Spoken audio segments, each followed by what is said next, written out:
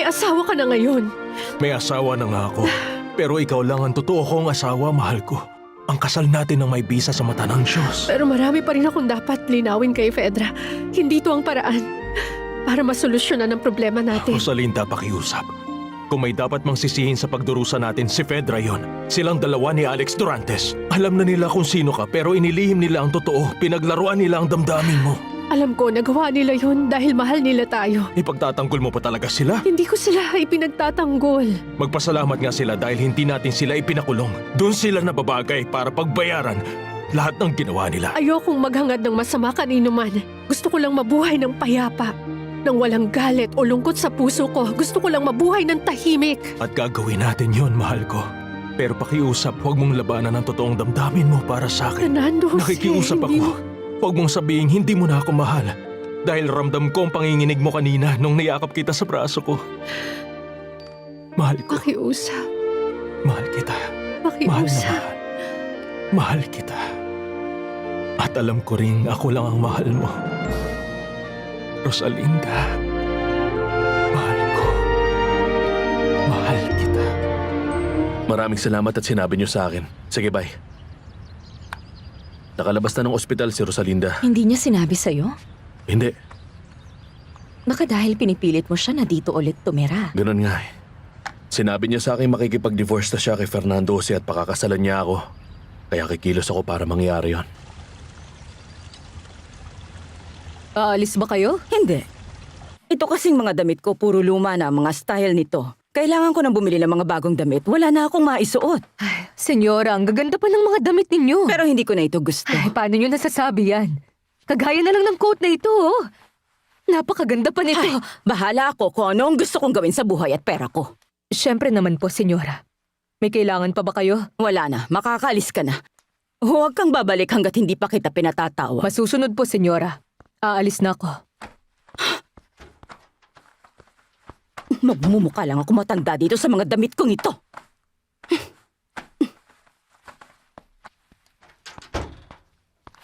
Aalis ka na? May trabaho pa ako. Sa trabaho lang punta mo pero todo porma ka pa at pabango? Huwag mo nga ako simulan. Naririndi na ako sa bunganga mo. Yung pagpasok mo sa trabaho ang isa sa mga kasinungalingan mo.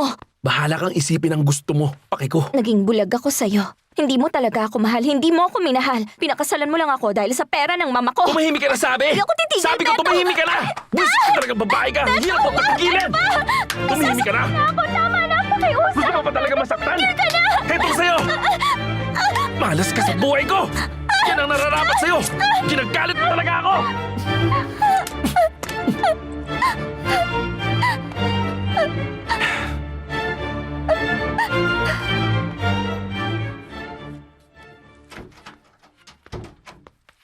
Sinasaktan ni Beto si Abril. Senyora, di ba dapat may gawin tayo? Wala. Pabayaan mo sila, Berta. Sila ang umayos ng problema nila. Nararapat lang yan sa hangal na si Abril.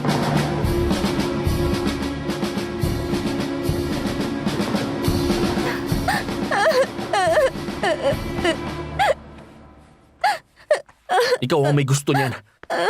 Tignan natin. Kung hindi ka pa matutong tumahimik pag pinapatahimik kita. Ay, ang salamin ko! Sinira mo ang salamin ko! Buti nga. Bukod sa pagiging pipi, bulag ka na rin.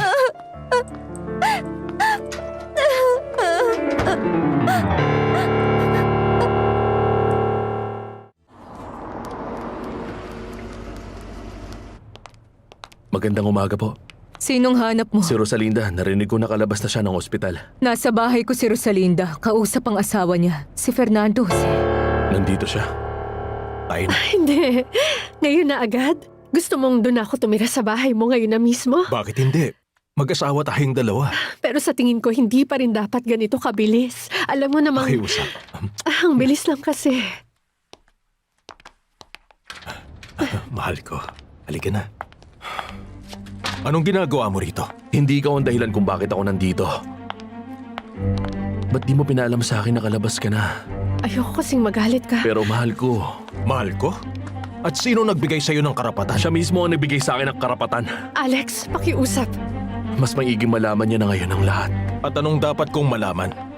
Nagdesisyon na si Rosalinda na hiwalayan ka para mapakasalan niya na ako. Nangako siyang paglabas niya ng ospital, magpa-file na siya agad ng divorce. Totoo ba yon? Oo, totoo yan. Pero kasi, Pinaglalaroan mo ba ako o ano, Rosalinda? Fernando Jose, huwag ka naman ganyan pakiusap. Pasensya na, pero kailangan mong tanggapin na talo ka na. Rosalinda, mahal ko. Isipin mo yung napag-usapan natin. Isipin mo kung gaano na tayo pwedeng maging masaya gaya ng dati. Sumama ka sa akin sa apartment. Doon natin tapusin ang pag-uusap na to. Eh kung di siya sumama, Malalaman ko kung sino sa ating dalawa ang pinili niya.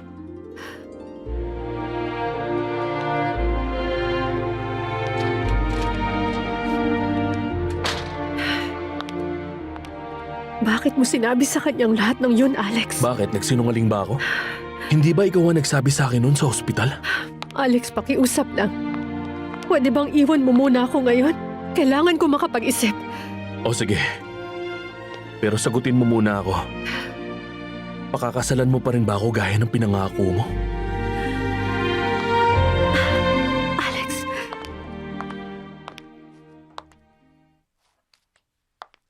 Sige lang, Abril, wag kang huminto. Papunta akong kusina para uminom. Ang asawa mo, Pumasok siya sa trabaho. lagi na lang yan ang sinasabi mo. Mapapaniwala mo na kung pumasok nga siya sa trabaho. Alam nyo, ito po ang totoo. Gusto niya makaipon ng pera para sa magiging mga anak namin. Iniisip mo pa talagang magkakaanak kayo? Yun po ang pangarap ko sa buhay ko. Malungkot ang buhay ko, wala akong mga kapatid. Lumaki akong salat sa pagmamahal ninyo ni Papa. Sisimulan mo na naman ba kung paandaran ang kahangalan mo? Maghanap ka na lang ng ibang pwedeng makinig sa'yo. Hindi ako interesado dyan.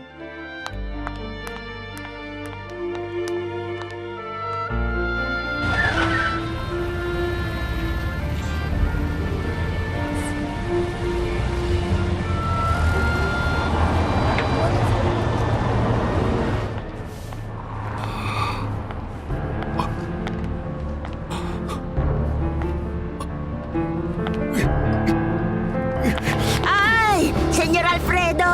Naku po, Senyor Alfredo! Ano nangyari sa'yo? Nakapaging langit! Ay! Ako po!